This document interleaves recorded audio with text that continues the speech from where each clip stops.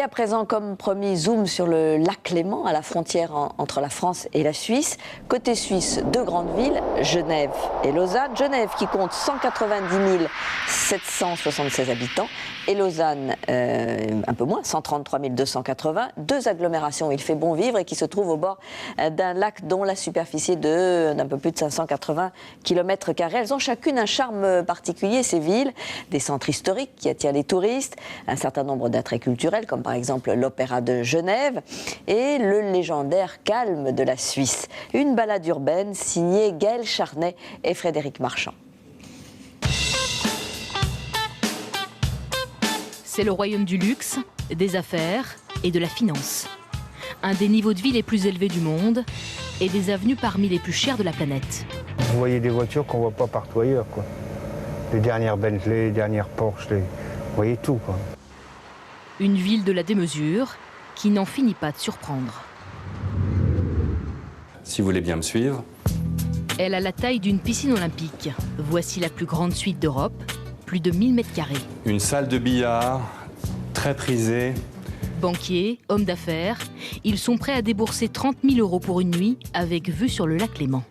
Aujourd'hui, c'est séance photo pour un magazine chinois, bluffé par le décor. Lorsqu'on est rentré, on s'est tous dit « Waouh, on n'a jamais vu ça et la vue est fantastique ». Les grands hôtels, il en admire des dizaines chaque jour, depuis sa voiture. Selon les heures, c'est 1 heure et demie de route. Tous les matins, Bertrand quitte son domicile côté français pour rejoindre le restaurant dont il est le chef. Comme 54 000 compatriotes, il vient chercher ce qu'il ne peut trouver ailleurs, un salaire jusqu'à 2,5 fois plus élevé qu'en France. Et les Français ne sont pas les seuls. Près de la moitié des Genevois sont des expatriés. En tout, près de 200 nationalités qui vivent en harmonie. Genève est la plus grande des petites villes. Parce que vous avez un assemblage de gens d'horizons différents qui font Genève. Symbole de son rayonnement, le Palais des Nations, ancien siège de la SDN, et aujourd'hui de l'ONU en Europe, où 2600 fonctionnaires se côtoient. Je viens du Brésil et je suis assistante. Je suis russe. Je viens du Sénégal et je travaille à l'ONU. Un palais grand comme 2 châteaux de Versailles, où ont lieu les conférences les plus stratégiques, comme dans la salle du Conseil des droits de l'homme et son étonnant plafond recouvert de 35 tonnes de peinture. Une ville où l'on travaille sans relâche, mais où l'on goûte aussi au plaisir. Impossible de la quitter sans une escale gourmande qui fait la réputation de Genève. Dans ce bar à chocolat, 20 recettes parmi les plus inventives. Un chocolat qui plaît beaucoup, surtout ces temps-ci, qui est le Kama Sutra, qui est un chocolat assez liquide, avec bien sûr du gingembre, du poivre de Souchon. Gilles Desplanches est né en France, mais depuis toujours, il a choisi Genève. On est curieux de la culture de l'autre et surtout, si vous voulez, on accepte les cultures qui sont différentes et on les assimile. Et les gens assimilent notre propre culture. Je ne pourrais même pas vous dire s'il y a une culture suisse ou une culture genevoise. Je vous dirais qu'il y a l'esprit de Genève. Direction l'autre rive du Léman, à seulement 50 km. Et pourtant, ni col blanc, ni boutique de luxe, mais un climat doux, un charme fou. Lausanne et son imperturbable quiétude. Il y a une belle lenteur, donc les choses se font assez tranquillement, donc ce qui donne un côté très paisible, une douceur de vivre. Ces parcs, ces forêts font d'elle une des villes les plus vertes du monde. Ici, on a la peine à y croire, mais on est au cœur de la ville de Lausanne et on est en pleine verdure. À partir de là, on peut partir marcher en forêt pendant plusieurs heures et c'est ça qui est magique à Lausanne. Une cité paisible, élue capitale olympique en 93. On y trouve le siège du CIO et une quinzaine de fédérations sportives internationales. Ici, le sport est roi. Pierre de Coubertin y a séjourné pendant plus de 20 ans. Alors les Lausannois lui ont dédié ce musée olympique, inspiré d'un temple grec. À l'intérieur, toute la mémoire des Jeux. Les 33 flammes olympiques depuis la première en 1936 et des accessoires de légende. Alors voilà, un des objets les plus mythiques du musée olympique, c'est la chaussure utilisée par Jesse Owens lors des Jeux de Berlin en 1936. Théâtre, cinéma, galerie d'art, Une vie culturelle bouillonnante, à l'image du Ballet Béjart, installé à Lausanne depuis plus de 20 ans et qui poursuit l'œuvre de son créateur.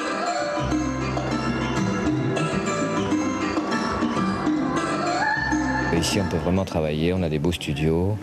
Non, Lausanne est une ville très très agréable à vivre et où il y a une très bonne énergie pour la création. Chaque soir, les Lausannois ont le choix entre une trentaine de spectacles. Alors voyons ce que les habitants de cette région ont pu découvrir à la une de leur presse quotidienne régionale. Et hier, à la une de la Tribune de Genève, eh bien, il y avait un gros plan sur une attaque d'un bureau de change à Tonex. Les malfaiteurs étaient équipés d'armes de guerre. Ils n'ont cependant pas eu beaucoup de temps pour agir car en face de la banque se trouvait un poste de police. Alors après la découverte des villes, des cités, nous vous emmenons, on les a déjà d'ailleurs aperçus sur les bords du lac Léman, profiter des beautés de la nature et des richesses touristiques car ce lac offre évidemment de nombreuses activités nautiques. En voici un petit aperçu avec Gaël Charnet et Frédéric Marchand. Pour en apprécier toutes les couleurs, il faut se lever tôt. Là avec la brume, c'est superbe. Aux premières lueurs et par tous les temps, il n'y a presque que lui et le Léman. Il y a quelques mois encore, Christophe était manager dans une multinationale. Aujourd'hui, plus de bureau, plus d'employés. Vous ne savez jamais d'avance ce que vous allez trouver dans vos filets. Bonne ou mauvaise surprise. Donc c'est des fois grisant, oui. Joli poisson. Des perches comme celle-ci, il peut en ramener jusqu'à 200 kg par jour. Avec elle, il gagne 3 fois moins qu'auparavant, mais peu importe.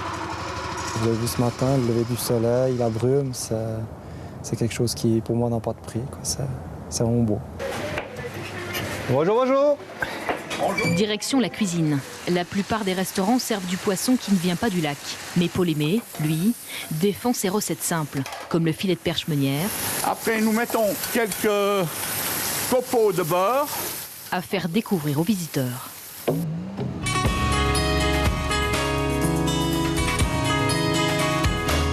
Mais le Léman, c'est aussi des rivages romantiques. Un coin de paradis, entre Lausanne et Villeneuve, qu'on appelle la Riviera. Stravinsky ou Chaplin étaient venus s'y ressourcer, car le climat y est unique. On y trouve des palmiers, des amandiers, et même des tapis de vigne. Entre ciel et lac, les vignobles de Lavaux, 30 km de terrasses façonnées par les moines il y a 1000 ans. Un patrimoine classé à l'UNESCO. Mais Patrick, dont les vignes se transmettent de père en fils depuis le XVIe siècle, nous assure que dans cet équilibre, c'est le Léman qui joue le plus grand rôle. Il fait le climat. Il y a les reflets des rayons contre les murs qui servent dans le fond de radiateurs.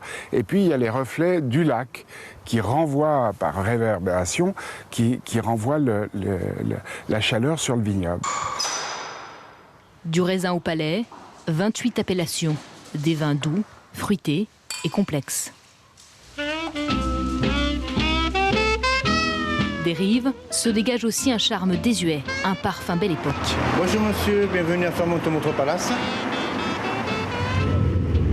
L'un des joyaux de la Riviera, le Palace de Montreux, construit en 1906 en à peine 18 mois. Vitraux, lustres, dorures, rien n'est trop beau pour ces premiers touristes qui découvrent les attraits du lac. Alors, les couloirs du Montreux Palace sont si larges parce qu'à l'époque, les dames, elles avaient des très grandes robes, donc il fallait qu'elles puissent se croiser sans se toucher. Après une nuit dans l'une des 236 chambres, certains ne repartiront jamais. Un des plus célèbres qui a vécu le plus longtemps chez nous, c'est Vladimir Nabokov, l'écrivain russe, qui a vécu chez nous pendant 16 ans, jusqu'à sa mort. Il y a plusieurs romans qui étaient publiés, qu'il a écrits ici, et puis sa grande passion, c'était la chasse aux papillons.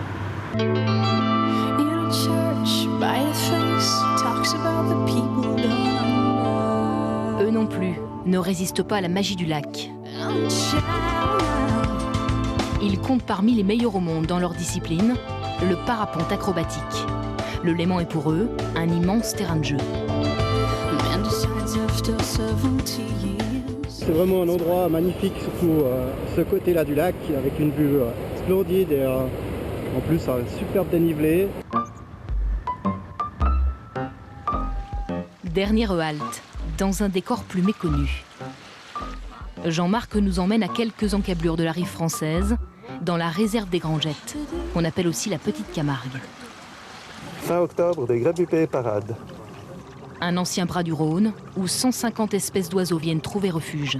Certains jours, ils sont parfois 30 000 à faire escale dans cet asile, où ils ne gèlent jamais.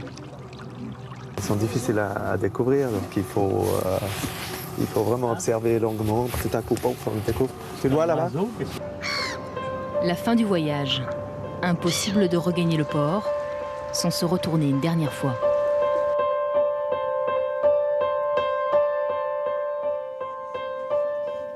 Alors, il y a la nature magnifique, il y a aussi les villes dont nous vous parlions, qui sont naturellement, on l'a bien compris, dominées par l'industrie tertiaire, les banques, les grandes organisations internationales, mais qui ont aussi une très ancienne tradition, l'horlogerie, célèbre dans le monde entier. Alors après une période florissante, évidemment, le secteur a dû s'adapter à l'arrivée des nouvelles technologies, et notamment du quartz. Et aujourd'hui, les grandes marques ont retrouvé tout leur dynamisme. Certains modèles font rêver, comme nous le montrent Olivier Sibylle, Hélène Massiot et Pascal Delporte.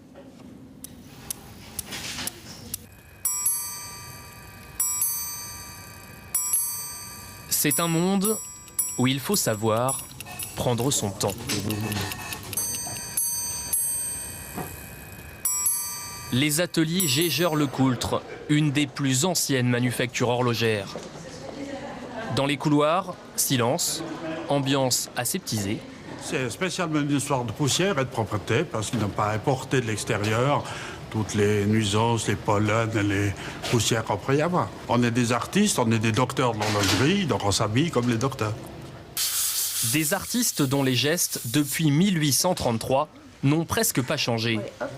Ici, chaque montre est toujours assemblée entièrement à la main, parfois pendant plusieurs semaines. Je viens de prendre le début de la pièce pour assembler tous les éléments, les adapter les uns les autres pour que la pièce fonctionne. Il me faut plus d'1 mois là.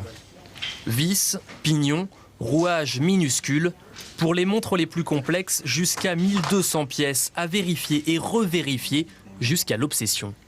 On fait des cauchemars la nuit de nos pièces des fois. Objectif, faire toujours plus exceptionnel, comme ce nouveau modèle à 3 cadrans, prêt à être livré en Ukraine. Le lever et coucher du soleil. Vous avez la voûte céleste qui, elle, fonctionne avec l'heure sidérale, le 24 heures, l'horoscope. Cette pièce est destinée à un client de Kiev. Elle est à 380 000 €.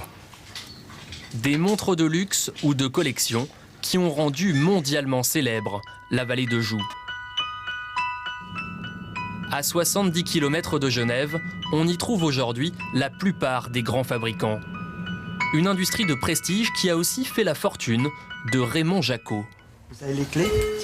Vous venez, vous me suivez, vous restez à côté de moi. Dans sa petite bijouterie, perdue au milieu des montagnes, on vend des montres dont le prix dépasse allègrement celui d'une voiture familiale. Ça, c'est la toute nouvelle de Breguet.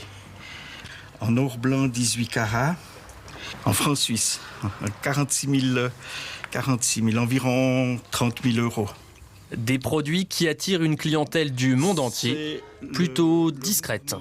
C'est un petit peu plus délicat pour citer des noms. J'ai beaucoup de capitaines de l'industrie. Me voici ici avec le petit-fils d'Einstein, qui est Kasparov, le champion d'échecs. Dans la région, l'implantation des premiers horlogers remonte au XVIe siècle, souvent d'anciens bijoutiers chassés de France par les guerres de religion.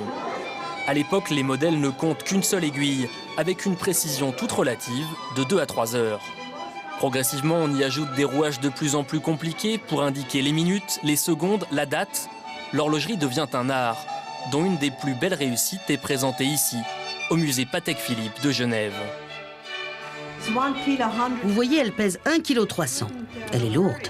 La calibre 89, la montre la plus compliquée au monde. Dotée de 33 fonctions entièrement mécaniques, elle donne même la position du soleil et de la lune. Ça sert à quoi une montre comme ça ? C'est avant tout une prouesse, disons, technique, d'avoir pu loger dans un si petit volume autant de complications horlogères. Et après, c'est du luxe, donc à quoi sert le luxe ?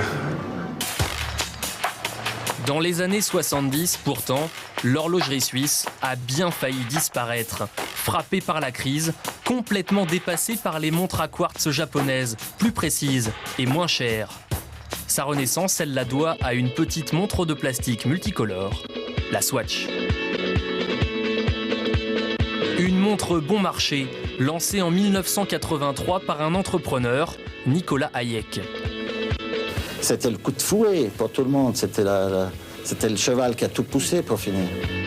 Succès fulgurant, la Swatch a depuis été vendue à plus de 400 millions d'exemplaires. Les vestales de l'horlogerie ont été horrifiés de voir une montre en plastique qui s'appelait Suisse, mais ça a sauvé l'industrie. Ça a redonné au monde entier le goût de la montre suisse. Swatch, Swiss, Watch. Devenu premier fabricant mondial, Swatch a même racheté plusieurs de ses concurrents. L'an dernier, le groupe a réalisé 4 milliards d'euros de chiffre d'affaires, mais impossible de filmer dans une de ses 160 usines. En Suisse, si l'horlogerie est un monde où l'on prend son temps, on y aime aussi beaucoup la discrétion. Voilà, et on signale aussi un salon de l'horlogerie tout à fait passionnant à Paris, au Carrousel du Louvre, jusqu'à ce soir. Voilà, avant de clore ce chapitre sur Genève et les lacs Léman, sachez que les Suisses aujourd'hui se prononcent par référendum sur 2 sujets, le renvoi des criminels étrangers et un projet d'impôt équitable, 2 votations pour lesquelles nous vous donnerons ce soir les résultats. La semaine prochaine,